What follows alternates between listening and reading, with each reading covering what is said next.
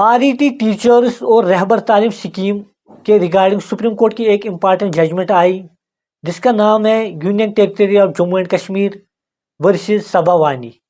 ये जो जजमेंट इसलिए इम्पॉर्टेंट है क्योंकि 2018 में जो जम्मू एंड कश्मीर गवर्नमेंट है, उनने एक क्लोजर आर्डर लाया, जिसके तहत जो रहबर तालीम स्कीम है उसको क्लोज किया गया, उसको ख़त्म किया गया। उनने बहुत सारे रीजन दिए थे उसमें तो, और इसको ख़त्म किया गया।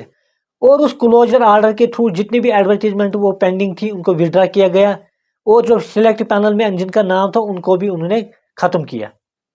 अब चूंकि उस वक्त वो फिर मसला चला गया, क्योंकि बहुत सारे जो कैंडिडेट्स थे उनका नाम सिलेक्ट पैनल में आया था, मतलब उनका नाम एक तरह का अप्रूव हो चुका था, मगर उनको अभी एंगेजमेंट और अपॉइंटमेंट आर्डर नहीं मिला था।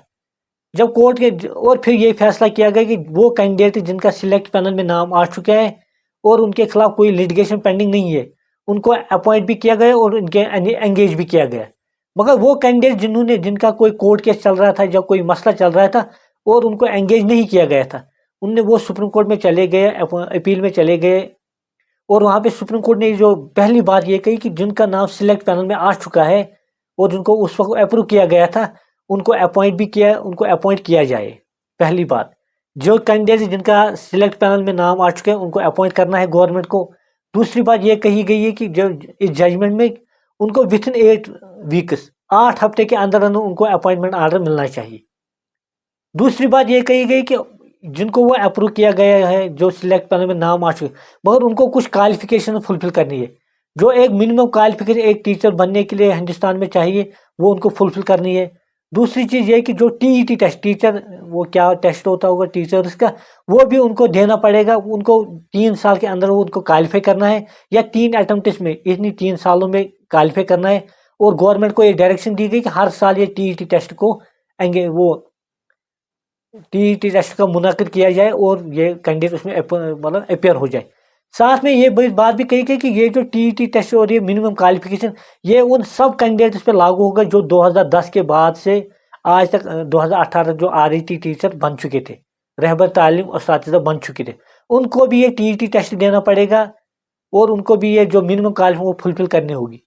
अब जो कैंडिडेट जो ये TET टेस्ट क्वालिफाई न कर पाए या बाकी जो मिनिमम क्वालिफिकेशन वो फुलफिल ना कर पाते हो, गवर्नमेंट को ये पावर दिया गया उनकी जो एंगेजमेंट है उनकी अपॉइंटमेंट को टर्मिनेट कर सकता है। और ये जजमेंट जो खास बात ये है कि इस जजमेंट जो सुप्रीम कोर्ट ने वो उसने स्पेशल पावर इस्तेमाल की है। जो आर्टिकल 142 जो सुप्रीम कोर्ट को पावर देता है कि टू डू कंप्लीट जस्टिस, किसी सूरत में अगर कानून में उनके हक भी नहीं बनते हो, सुप्रीम कोर्ट अपने पावर्स को इस्तेमाल करके कुछ रियायत दे सकता है।